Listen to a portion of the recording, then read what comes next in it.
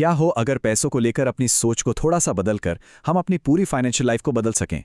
आज हम इसी बारे में बात करने वाले हैं, एक ऐसी मानसिकता के बारे में जो आपको पैसे के लिए काम करने की आदत से निकालकर पैसे को अपने लिए काम पर लगाने की कला सिखाएगी।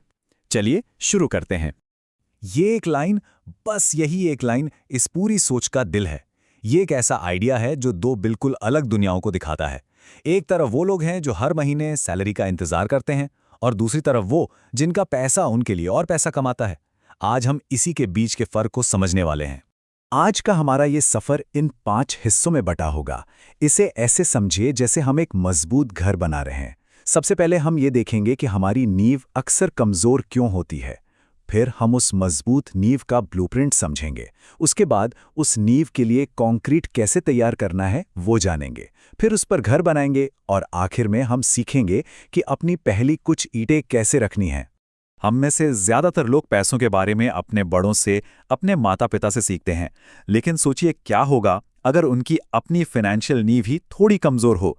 यहीं से रॉबर्ट कियोसाकी की कहानी शुरू होती है, जिन्हें 2 अलग-अलग पिताओं से सलाह मिली, एक पुअर डैड और दूसरे रिच डैड। और देखिए, दोनों की सोच में जमीन आसमान का फर्क था। एक तरफ थे पुअर डैड जो कि बहुत पढ़े लिखे थे। वो हमेशा कहते थे कि एक सुरक्षित नौकरी करो, मेहनत करो। उनके लिए घर सबसे बड़ी संपत्ति थी। वहीं दूसरी तरफ रिच डैड सिखाते थे कि रिस्क को समझो और उसे मैनेज करना सीखो। और उनका मानना था कि उनका घर एक संपत्ति नहीं बल्कि एक देनदारी है, मतलब एक लाइबिलिटी। पैसों को देखने के ये 2 अलग-अलग नजरिए ही बाकी सब कुछ की नींव रखते हैं। तो सवाल यह है कि एक कमजोर नींव से एक मजबूत नींव की तरफ कैसे बढ़ा जाए। इसका जवाब रिच डैड के एक बहुत ही आसान लेकिन बहुत ही गहरे नियम में छिपा है।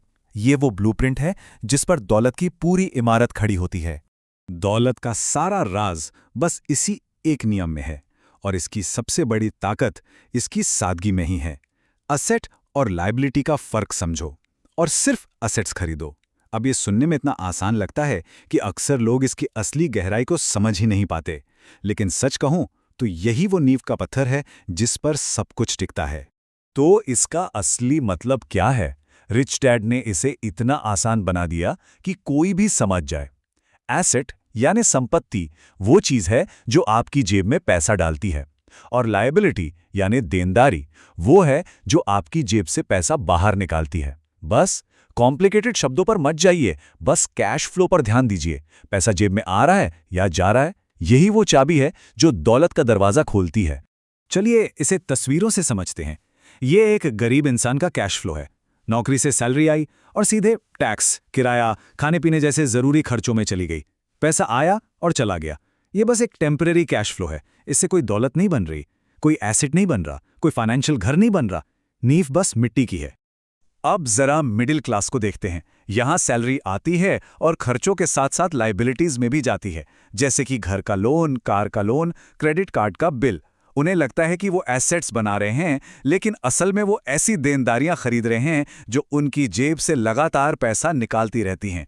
यही वो चूहे की दौड़ या रैट रेस है जिसमें वो फंस कर रह जाते हैं। और अब देखिए अमीरों का कैश फ्लो, जहां असली जादू होता है।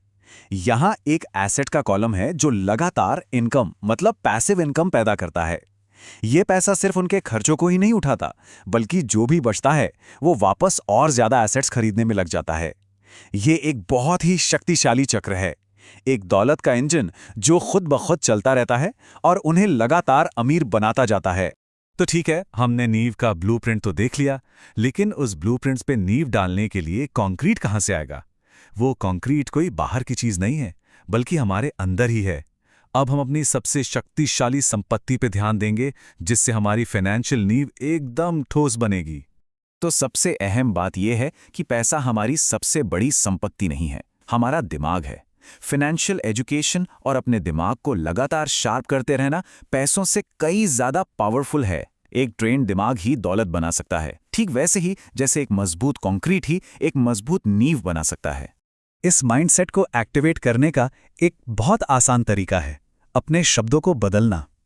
मैं इसे नहीं खरीद सकता कहने के बजाय जो दिमाग पर ताला लगा देता है, रिच डैड ने सिखाया कि ये सवाल पूछो, मैं इसे कैसे खरीद सकता हूं। ये छोटा सा बदलाव एक बहुत बड़ा गेम चेंजर है। मैं इसे नहीं खरीद सकता कहना एक तरह से हार मान लेना है, एक फुल स्टॉप है। लेकिन मैं इसे कैसे खरीद सकता हूं? एक सवाल है, एक चुनौती है। ये आपके दिमाग को काम पर लगाता है। ये संभावनाओं, क्रिएटिविटी और सपनों के दरवाजे खोलता है। ये मानसिक आलस्य को खत्म करके एक मजबूत दिमाग बनाता है। अब जब हमारी नींव का कंक्रीट यानी हमारी मानसिकता तैयार हो गई है, तो चलिए उस पर घर बनाना शुरू करते हैं। देखते हैं कि इन प्रिंसिपल्स का प्रैक्टिकल इस्तेमाल कैसे होता है और कैसे लोग अपने पैसे के साथ दो बिल्कुल अलग-अलग रास्ते अपनाते हैं। ये है रैट रेस, यानी वो चूहे की दौड़। ज़्यादातर लोगों की जैसे ही इनकम बढ़ती है, वो अपने खर्चे भी बढ़ा देते हैं। वो बड़ी कार, बड़ा घर खरीदते हैं, मतलब और ज़्यादा लाइबिलिटीज़। और इन लाइबिलिटीज़ को चुकाने के लिए उन्हें और ज़्यादा मेहनत करनी पड़ती है। वो एक ऐसे चक्कर में फंस जाते हैं जहां वो कमाते तो ज़्यादा हैं, लेकिन कभी आगे नहीं बढ़ पाते। इसके बिल्कुल उलट है वेल्थ साइकिल, यानी दौलत का चक्र। ये रैट रेस से बाहर निकलने का रास्ता है। यहां एसेट्स से होने वाली इनकम को लाइबिलिटीज खरीदने में नहीं, बल्कि वापस और एसेट्स खरीदने में लगाया जाता है। इससे उनका एसेट कॉलम लगातार बढ़ता जाता है, जो और ज्यादा इनकम पैदा करता है। ये एक ऐसा पॉजिटिव साइकिल है जो कभी धीमा नहीं पड़ता, बल्कि समय के साथ और तेज होता जाता है। ये टेबल इस फर्क को बिल्कुल साफ साफ दिखाती है। गरीब और मिडिल क्लास का पूरा ध्यान अपनी इनकम मतलब सैलरी बढ़ाने पर होता है, जबकि अमीर लोगों का पूरा ध्यान अपने एसेट कॉलम को बनाने पर होता है। एक का लक्ष्य ज्यादा सैलरी पाना है, दूसरे का लक्ष्य इनकम पैदा करने वाले एसेट्स हासिल करना है। नतीजा, एक फंसा रहता है और दूसरा फाइनेंशियल फ्रीडम हासिल करता है। ठीक है, अब तक हमने थ्योरी और ब्लूप्रिंट समझ लिए हैं। चलिए अब देखते हैं कि आज से ही अपने फाइनेंशियल घर की पहली ईंटें रखना कैसे शुरू कर सकते हैं। यह सबसे जरूरी हिस्सा है जहां ज्ञान को एक्शन में बदला जाता है। तो पहला कदम, माइंड योर ओन बिजनेस। इसका मतलब है एक कर्मचारी की तरह सोचना बंद करके अपने फाइनेंशियल फ्यूचर के मालिक की तरह सोचें। अपनी नौकरी के साथ साथ अपने एसेट कॉलम पर फोकस करें। दूसरा, फाइनेंशियल एजुकेशन में इन्वेस्ट करें। किताबें पढ़ें, सेमिनार में जाएं। असली संपत्ति आपका ज्ञान है। और तीसरा, जो शायद सबसे जरूरी है, खुद को पहले भुगतान करें। बिल भरने से पहले अपनी इनकम का एक हिस्सा सीधा अपने एसेट कॉलम के लिए अलग रखें। ये प्रेशर आपको और कमाने के नए नए रास्ते खोजने के लिए मजबूर करेगा। और आखिर में हम इसी एक विचार पर वापस आते हैं। असली दौलत पैसे से नहीं, बल्कि एक ट्रेंड दिमाग से शुरू होती है। अपनी एजुकेशन में इन्वेस्ट करना सबसे अच्छा इन्वेस्टमेंट है जो कोई भी कर सकता है, क्योंकि यही वो नींव है जिस पर सब कुछ बनाया जा सकता है। तो बात यह है कि हर दिन हाथ में आने वाले हर रुपए के साथ हमें ये चुनने की पावर मिलती है कि हमारा आने वाला घर कैसा बनेगा, गरीब, मिडिल क्लास या अमीर। उस रुपए को एक लायबिलिटी की ईंट पर खर्च करना है या एक एसेट की ईंट को जोड़ने में लगाना है। ये चॉइसेस सब कुछ तय करती है। तो सवाल यह है कि आज क्या चुना जा रहा है।